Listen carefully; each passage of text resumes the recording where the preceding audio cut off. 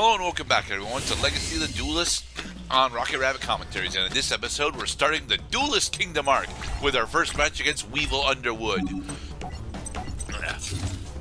Please note that we've got Mammoth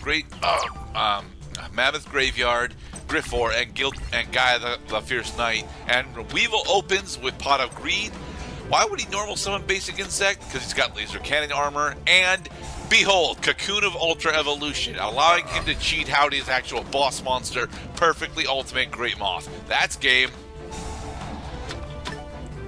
Huh. Oh, jeez. No, we are getting into some Yu-Gi-Oh now. Yeah.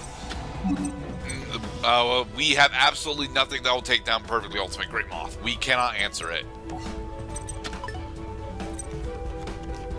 Well, we got Swords Revealing Light, and then we could stall out until we get a Dark Hole. You really think we're going to get a Dark Hole within the next 3 turns? Yes. And why do you think we're going to get a Dark Hole within the next 3 turns? Because you can't say Yu-Gi-Oh! Without Yugi. But we're just playing. We're just an avatar, observing these events, Mr. Cloud. We don't actually have his. We don't actually have the benefit of his manipulation of fate powers. Well, then we'll just we'll wait it out, and then we'll try again. I mean, what's the game gonna do? Say sorry, story's over? Thankfully, no.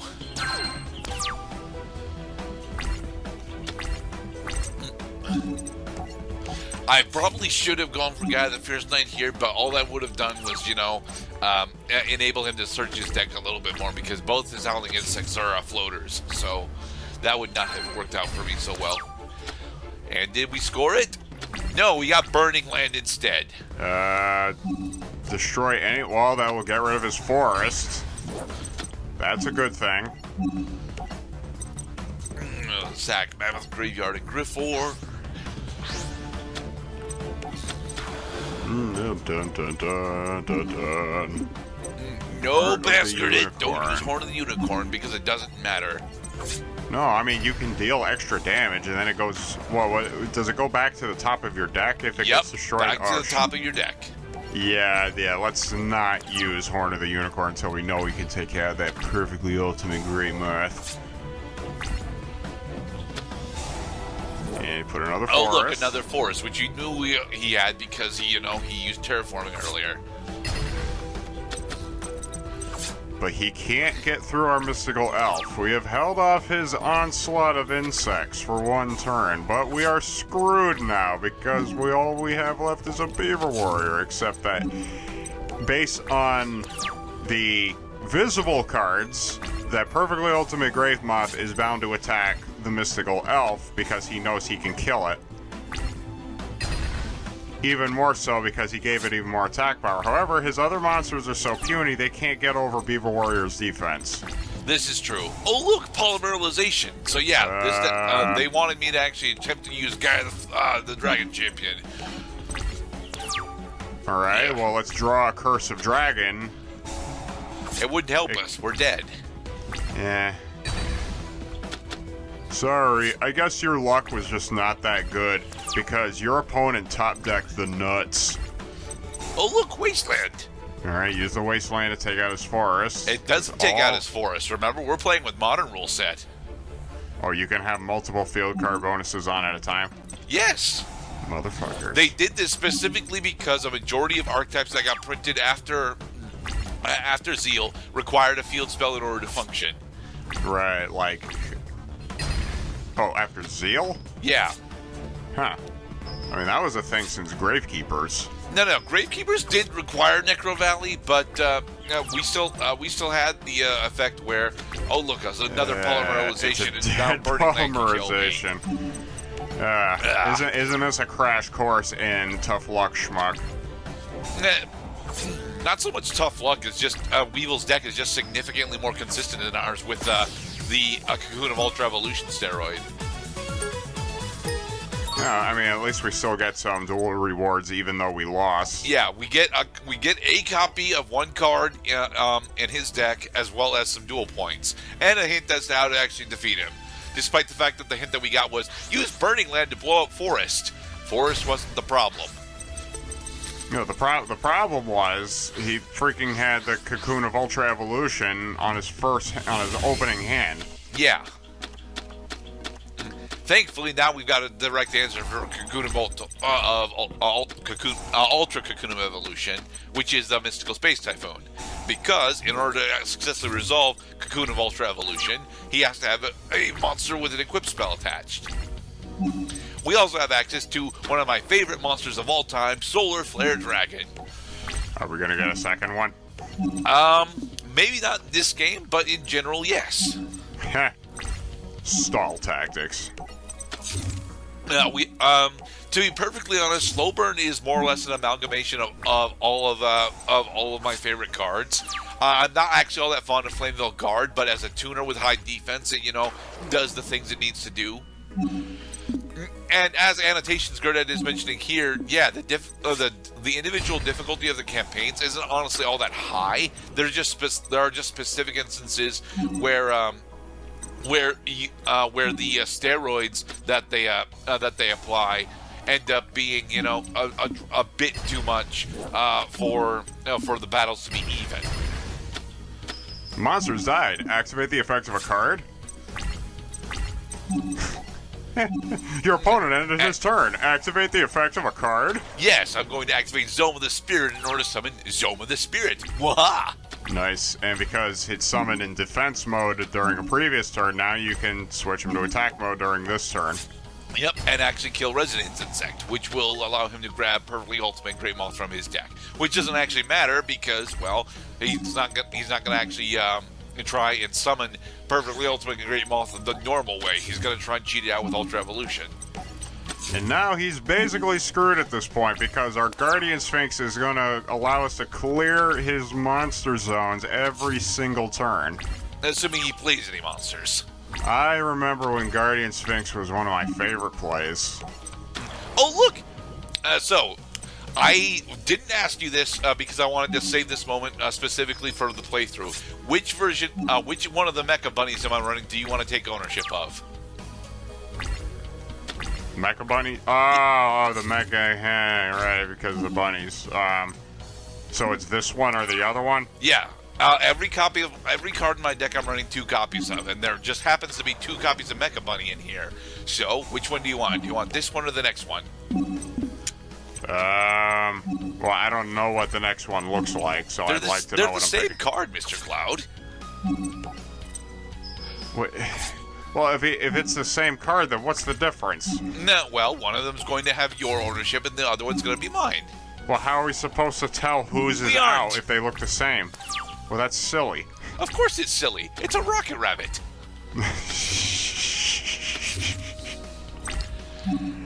All right, Guardian Sphinx and Desqual. Finish off Weevil. Oh, look, Dark Sanctuary. Dark Sanctuary is a card that takes a while to actually get access to in the normal game. And it's almost explicitly why we are doing a New Game Plus run of Legacy of the Duelist instead of a straight New Game run. I didn't want to have to spend a shitload of time off-screen grinding when I already had a good portion of what I needed. So I do actually spend a good portion of time off-screen grinding for additional decks that I will be showing off, but it wasn't necessarily needed. And now we get to introduce to everyone's favorite sex appeal character, my Valentine. Yeah, they really toned down her cleavage during this game. Yeah, she's actually also running her Battle City attire instead of her Duelist Kingdom attire, which was slightly different. I think she specifically has like longer sleeves for her Duelist Kingdom attire. Oh, cool. We're playing as Joey now. Yeah, now we get to play as Joey Wheeler against my Valentine. This is another one of the really changed duels, as you'll get to see shortly here. Joey did not actually have Jerry Beansman originally, but Mai's got the second wave of Harpy support. And not only does she have the third wave of Harpy support, her deck is insanely consistent with this shit. Well, that's the ability of the Harpy Queen, is it's treated as a Harpy Lady. No, but mind you, I would not have access to either Hysteric Sign or Harpy Queen if this was, accurate to the original duel. Come on, Time Wizard. We called Tails. We landed Tails. Yay! Nice. And then she triggers Hysteric Party, discarding Harpy Girl to bring back Harpy Queen. So, it doesn't matter. It doesn't matter. That's game. Replay. Yeah, because unfortunately now she has a 19. What the hell is she? Well, what the hell did she do that for? Because she could? Did that because now she gets to add 3 Harpy Ladies from her deck to her hand during the end phase. Oh my goodness. Harpy Queen, Harpy Chandler, and Harpy Lady. Oh, there's some new Harpy support I haven't even seen yet. This is awesome. The third wave of Harpy support was ridiculously overtuned. It was supposed to specifically enable a rank 4 Xyz engine, and it does that relatively well. The big problem ended up being that the boss monster wasn't actually good enough for the deck to be, for the deck to actually be viable. Oh look, Harpy's Hunting Ground. I remember when Harpy's Hunting Ground came out. That was a that was a Legacy of Darkness expansion, as I remember. No, it wasn't. It was a Magician's Force. It was one of those sets that came out around like the 2006 era. I would like to say it was Magician's Force, but I don't know for certain. Dang it. When in trouble, take a chance with Time Wizard. We tried that, and we got our ass kicked because she still had Hysteric Party to fall back on. Blech. So, we're still 0 for 2 in games when our opponent opens up really strong. Yeah. And for the record, Mako will not actually have that problem when we get to him, but pretty much a majority of the Duelist Kingdom fights end up going this way, where because of the second/third wave of support that they end up gifting your opponents, it is very difficult for the story mode decks to actually compete with them. Like, Joey's best option in a majority of his hands was to try and stall out the summon of all things fucking Rude Kaiser. And Rude Kaiser can't even take down Harpy Queen normally, let alone with Harpy's Hunting Ground out. Yeah. Birdface. Yeah. This is more or less what I mean, because Mai gets to start with the second wave of Harpy support, and it's like, well, what do I do then? Well, it strikes me that you were not supposed to go immediately into these story battles because of how strong these opponents are. Yes, you are. Oh, yes, you certainly are. I remember having these problems during the first couple of playthroughs. Very explicitly, you're supposed to go into the story modes fights more or less to try and do the grinding in order to buy stuff from the Grandpa Moto pack to build your starter deck up so that your starter deck can actually take these down. And to be perfectly honest, your starter deck is so much significantly better than Joey's deck that you might as well just run your starter deck through most of Classic DM. It's even better than a good portion of the Yugi decks you end up fighting with. But now we get to show off how busted Dark Sanctuary is. A field spell with a 50-50 chance to just burn your opponent for every fucking attack they do. It is nuts how powerful Dark Sanctuary is. Thing is, Dark Sanctuary is not supposed to be a card on its own. It is in fact a second wave of support specifically for the Dark Necrofear / Destiny board archetypes. But I don't want to run Destiny board because I don't think the Destiny board is fucking worth my time. Instead, we're using it specifically for defense and burn because defense and burn is what I prefer to play with. Defensive burn. Hey, slow burn, man. It is my favorite fucking archetype in Yu-Gi-Oh! No, I remember when you and I used to play back in the day. That was one of your favorite ways to play was to stall and burn. Alright. Also, the AI really wants to use all of its field effects whenever it fucking can, which ends up, having it do stupid shit like looping Harpy Dancer over and over again. And thankfully, Harpy Dancer is only once per turn. But you see, she's got fucking Icarus attack. What is classic Joey supposed to do against fucking Icarus attack? Shuffle his deck and try again during the next game. So I was going to say, there's one important lesson with Yu-Gi-Oh! The way it's supposed to be understood as a game is that, yes, it's a duel. Yes, a classic definition of the duel is the winner walks away and the loser's left dead on the battlefield. You get another chance after the games, whether you win or lose. You can lose game 1 and then proceed to win the next 2 games in order to win. Right. So, honestly, losing early is a kind of an important lesson for players who are new to this game, and this game has definitely anticipated that there are people playing who have never played a Yu-Gi-Oh! Game before.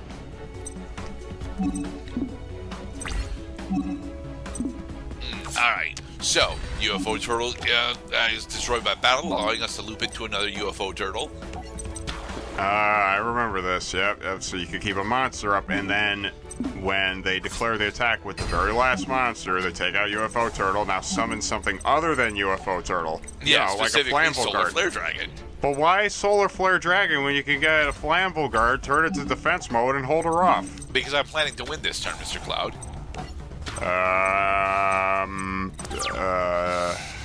You must have effects in your hand that I don't understand what they do. Well, this one is one that you have not actually seen us use it. Armored Bee! Armored Bee, I have to thank this game specifically for showing me. But, yeah, the ability to cut any monster's attack points in half is extremely fucking powerful. And with it, we can actually run over Birdface. What we were actually supposed to do here is is use Armored Bee in order to cut Harpy Chandler in half, then crash Dome of the Spirit into Birdface, then attack directly with Solar Flare Dragon. That would have won the game for us. Oh, here's a more elaborate-looking extra deck. Yeah, unfortunately, one of the big things that I'm missing that I will go get off screen is one of my favorite Ixies monsters, and yeah, we don't have it yet, but we will have it. But we will have it towards the end of the playthrough. Hey, we can MST her around now. Haha. Haha. Take that. Come on, Zoma the Spirit, finish her off for us. Thank you. Zoma the Spirit. In the next Spirit episode, strike. we'll continue on with the Duel Masters arc, the Duelist Kingdom arc, as we put Yugi up against Mako Tsunami. It is a much easier duel than normal. Be safe, everybody.